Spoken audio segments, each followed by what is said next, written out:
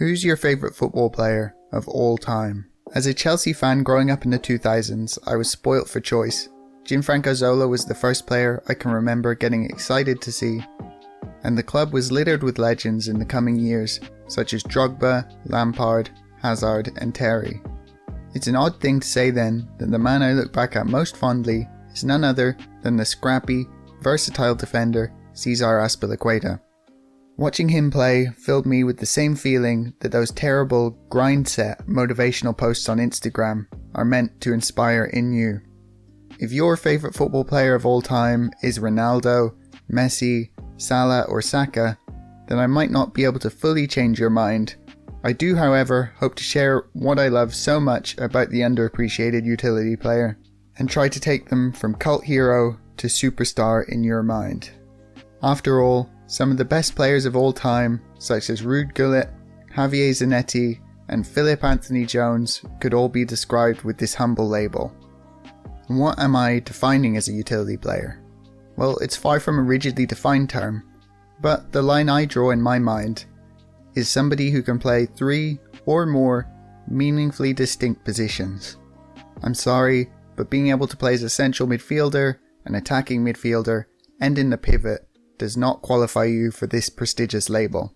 I'm looking for defenders who can play all the way across the back line, or the psychopathic central midfielder who can run all day and will fill in on the wing or at fullback, or probably even in goal if the manager would let him.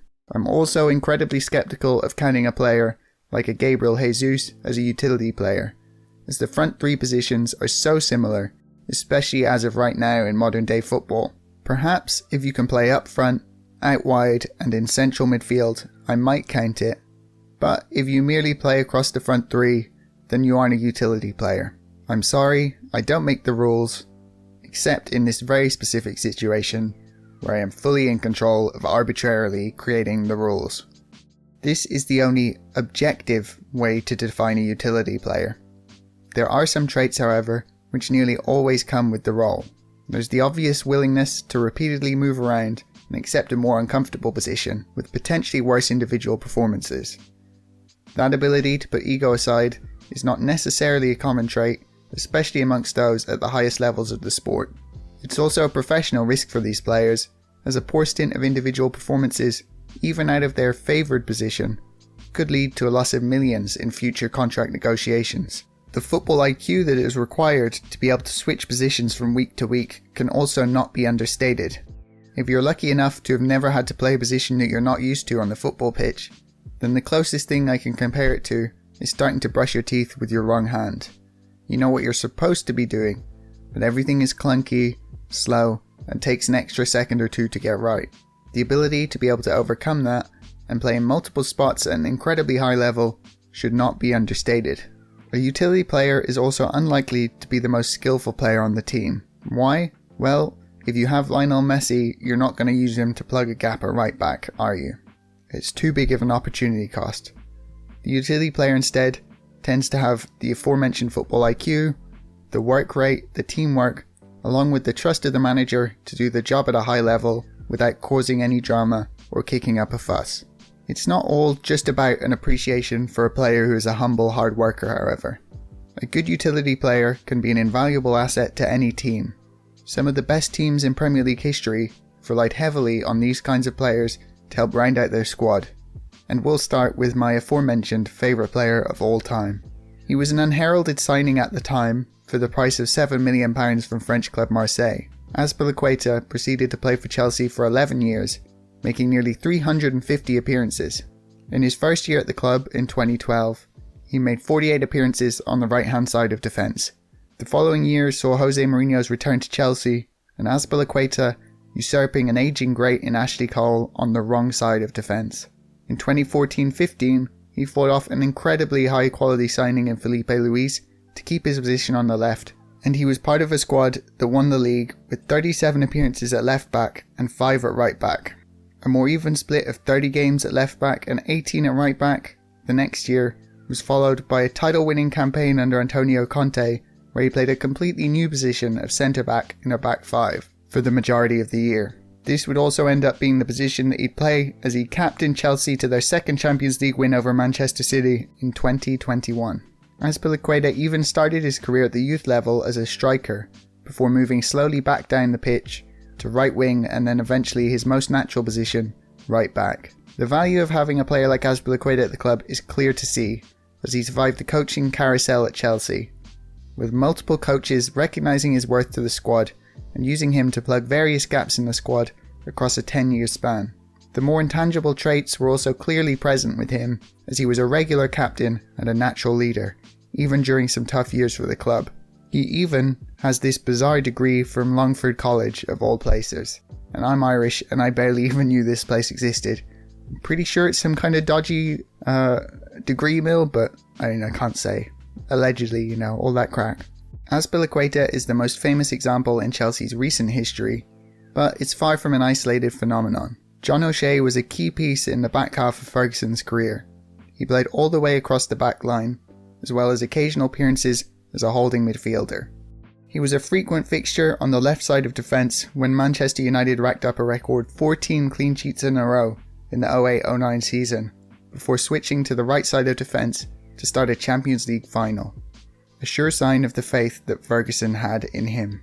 While he wasn't always a starter for United, he was a quality piece of depth off the bench who could cover every spot across the back line and be relied upon to play to a consistent standard whenever needed.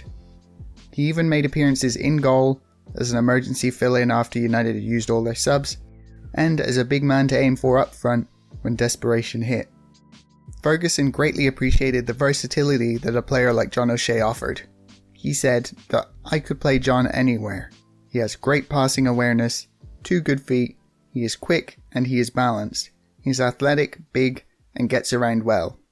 John O'Shea is an example of a player who probably wouldn't have stuck around at a club like Man United as a one-position player, but his ability to provide quality depth without kicking up a fuss allowed him to have a career which was ultimately filled with trophies and success. There's numerous other examples among top teams. I'd wager that when you read the title of this video, that the most common name popping into the heads of current Premier League fans would be James Milner. Real Madrid love a player with versatility, as Valverde plays all over the park, and Camavinga is a younger player coming through who was featured in numerous spots under Ancelotti. Historically, Ruud Gullit played as far back as you can get as a sweeper and as far forward as you can play as a striker. I'm sure that whatever club you support has some form of utility man who is looked back upon very fondly by fans. It could be argued that at the lower levels, utility players are even more important. Utility players are used to help teams field a smaller squad for the season, with one player being able to cover multiple positions. It allows clubs to save precious funds on transfer fees or wages, which are particularly sparse in the lower leagues. Being able and willing to fill in at multiple positions is more of an expectation at lower levels for this reason. As an example, former Irish international winger and Wimbledon hero of last year Ronan Curtis has featured all over the pitch for League 2 squad Port Vale this season, playing in defence, midfield and up top. As I was writing this, I was trying to consider the effect of the modern game on the classic utility player. You could argue that with the rise of a much more technically skilled and fluid players at every position, that all of the top players in the game are currently utility players of some kind. Even if they only play at centre back, the ability to feel comfortable all over the pitch and calmly play the ball all over the park is the kind of skill that would help to define this player in the past. Think of the trend of inverted fullbacks. These players often find themselves at fullback, in central midfield, out wide and covering in the centre defence all in one game.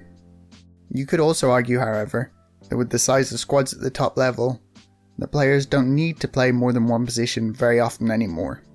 Chelsea have this season, for example, basically adopted 2 separate squads for their Premier League exploits and the various cup competitions which they are in. Can we really describe someone as a utility player if they only ever play in one position? It's an interesting question, and I'm always intrigued by how the language that we use changes over time in all walks of life.